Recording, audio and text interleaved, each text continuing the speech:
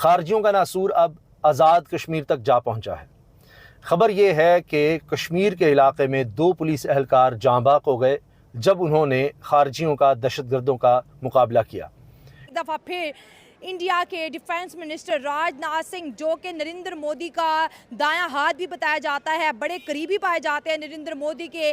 22 लाख से ज़्यादा आदमी इनके इस वक्त कंट्रोल में है और वो बात करते हैं पाकिस्तान के कश्मीर के।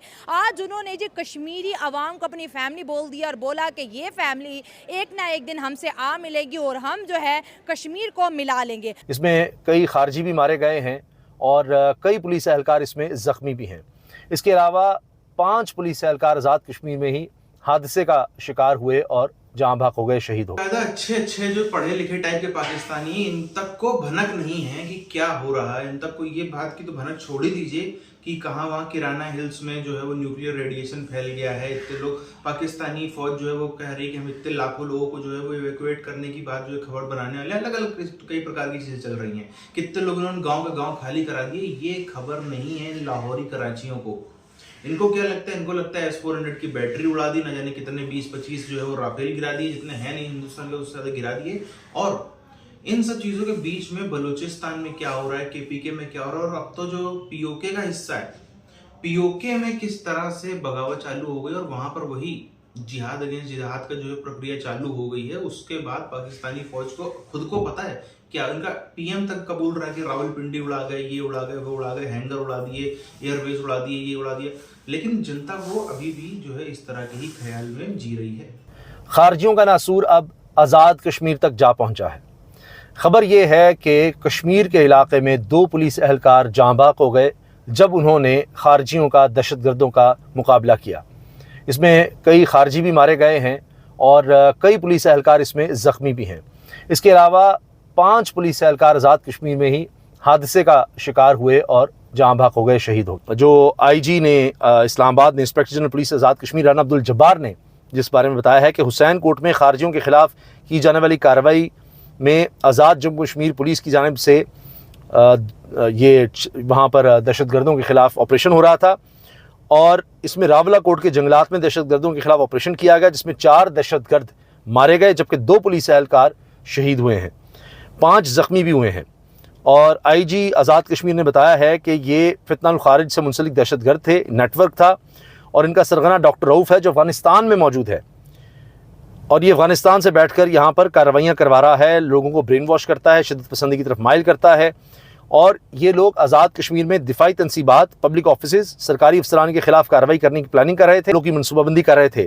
ख़ुद को हमला आवरों की अगले 2 से 4 दिनों में कार्रवाई की इतलात मौसूल हुई थी, लेकिन पुलिस ने फिर बर वक्त कार्रवाई की और इनके इस मंसूबे को नाकाम बनाया है और खारजियों की सहूलतकारी करने वाले 7 अफराद गिरफ्तार भी किए जा चुके हैं।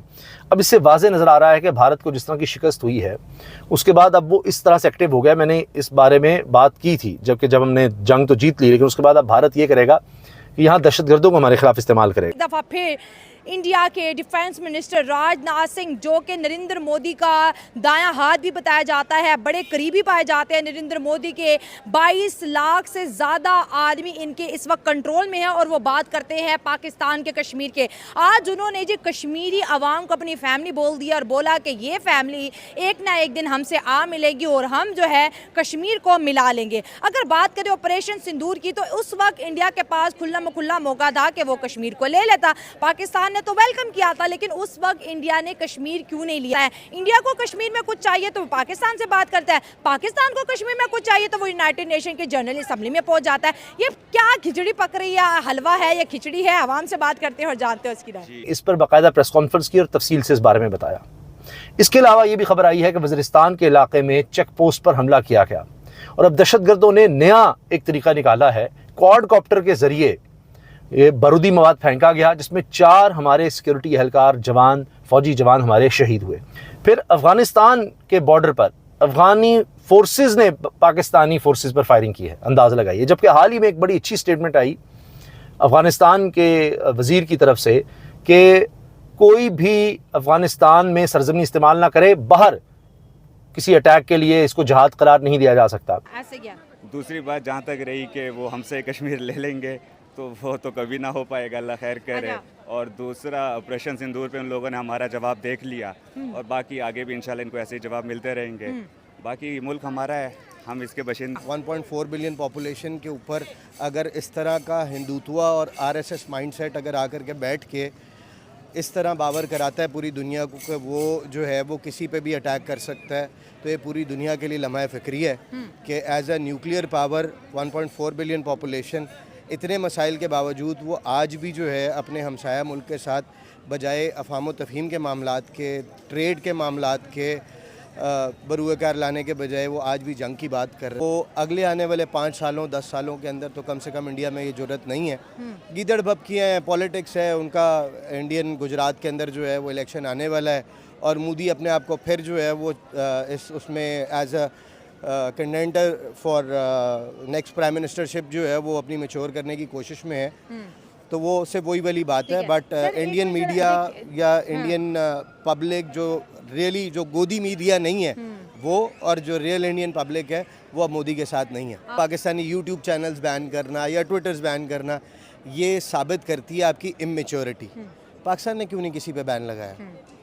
हमारी भी तो 240 मिलियन 250 मिलियन की पॉपुलेशन है, हम भी देखते हैं उनकी चीज़ें, बट हमारा कंटेंट इतना अच्छा है उनसे, हम उसको एक्सपोज नहीं करते। वैसे सुनना चाहिए इन बात करें। और अब तो वो कह रहे हैं हम तो डायरेक्ट ले लेंगे कश्मीर इनसे, तो दोनों की पॉलिसी को जरा गो थ्रू करें, किस तरह देखते हैं? देखें, जो ये कहने वाली बात है ना, अगर कोई अहमकों की जन्नत में रहते हुए ये बातें कर रहा है तो दीवाने का ख्वाब है और कोई बात नहीं है। और रही बात, पाकिस्तान ने इंटरनेशनली सारी दुनिया को इन्वॉल्व किया इस चैप्टर पे। हाँ, एग्जैक्टली। और यूनाइटेड नेशंस एक ऐसा प्लेटफॉर्म है जिसके हम मेंबर हैं, इंडिया भी मेंबर है, और जो बाकी की दुनिया मेंबर है उनको भी ये नज़र आए कि माइंडसेट क्या है, कितनी इमेच्योरिटी है, किस किस्म का टेररिस्ट हिंदुत्वा माइंडसेट है। आप अगर अपने आप को एक सेकुलर कंट्री कहते हैं तो आप इस तरह की बात करेंगे। मतलब आप कह रहे हैं कि कश्मीरी जो इंडियन साइड है उनके आज भी जो है कहीं ना कहीं राइट्स का मसला है। इवन दो हम मानते हैं कि सर इंडिया एक बहुत बड़ी इकोनॉमी है, वो हमसे बहुत बेहतर पोजीशन पे मैन्युफैक्चरिंग हब है, ये उनको एज हासिल और अपनी मेहनत से किया, ठीक है।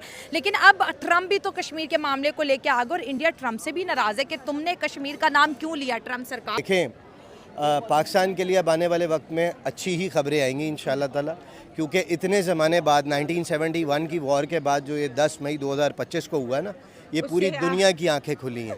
मतलब हम खुद को जो इररेलेवेंट समझते थे, हमें भी पता चल गया नहीं यार हम बड़े इंपॉर्टेंट हैं। हम इम्पोर्टेंट हैं। हाँ। और हमारे यहाँ सर ये बात सच है, हम इग्नोर भी तो हो गए थे ना। ये तो इंडिया का भला हो, उसने अटैक करके हमें हमसे मिलवा दिया ना। देखें, बहुत सारी चीज़ें ऐसी हैं जो हमारे जो हाकिम है, हुकूमत वक्त है या हमारी जो फ़ौज है उनको पता है। ठीक हो गया। हर चीज़ आम तौर पे लोगों के हाथ में आ जाए तो ये अच्छी बात नहीं है। हम एक तरह से भारत ही नहीं दुनिया भर के लोग इस बात को सोचते थे कि कैसे कोई कौम ये बात पे यकीन कर सकती है कि चांद को 2 टुकड़ों में काट दिया, कैसे कोई कौम इस बात पे यकीन कर सकती है कि पूरी की पूरी दुनिया जो है वो चपटी है, फ्लैट है। मगर अब जब हम देखते हैं कि किस तरह से पाकिस्तानी जनता को इस बात पे 100% यकीन है कि हिंदुस्तान का बहुत भारी नुकसान कर दिए हैं जी। 20% हिंदुस्तान की हमने उड़ा दिया है, 20% हिंदुस्तान में जो है वो लोग खौफ से घर से बाहर नहीं निकल रहे हैं, पूरे हिंदुस्तान की बिजली काट दी। S-400 की बैटरी, अरे S-400 छोड़ो, हमारे 4 लेयर का जो पूरा का पूरा है सुदर्शन चक्र का एयर डिफेंस सिस्टम, पूरा का पूरा 4 लेयर में, उसमें तुमने एक लेयर को भी, फर्स्ट सेकेंड लेयर को थोड़ा सा डैमेज दिया हो तो बताओ, तुम 4th लेयर के S-400 की बात कर रहे हो। तो ये दिमाग फट जाता है कभी कभी ये देख करके कि आखिर इतनी ज्यादा कौम कैसे यकीन कर सकती है। और पढ़े लिखे लोग, ये कोई अनपढ़ गवार टाइप नहीं, शक्ल ही बता रही है कि अच्छे खासे पढ़े लिखे टाइप के लोग हैं, लेकिन पढ़े लिखे लोग जब भी पाकिस्तान के, उनको ही क्या लग रहा है, उनको लग रहा है जी फील्ड मार्शल जो बनाया है आसिम मुनीर को इसीलिए बनाया कि हमने बहुत कुछ कर दिया है। इनके खुद के यूट्यूबर्स जो है वो बाहर वालों को छोड़ दीजिए, खुद के यूट्यूबर्स बाकायदा प्रूफ के समेत दिखा रहे हैं कि जो पाकिस्तानी फौज ने और पाकिस्तानी फौज के लोगों ने वीडियोस डाले हैं ट्विटर पे, अलग अलग सोशल मीडिया प्लेटफॉर्म्स पे, जो पाकिस्तानी मीडिया तक चला रहा है, वो वीडियो गेम के वीडियोस हैं। वो वीडियो गेम की रिकॉर्डिंग कर करके डाली है, उसको दिखाया कि देखो हमने हिंदुस्तान का ये गिरा दिया, वो गिरा दिया, फलाना विमान गिरा दिया। इस तरह का बेवकूफियत और कहीं और आपको देखने को मिलेगी। कोई भी और देश हो वो एक्सेप्ट करता है। चाइना के इतने लोग मारे गए, चाइना की जनता ने भी एक्सेप्ट किया, सबने एक्सेप्ट किया, माना कि हाँ ऐसा हो सकता है। मगर एक ही देश है जो इस बात से बहुत दूर तक रखता है अपने आप को।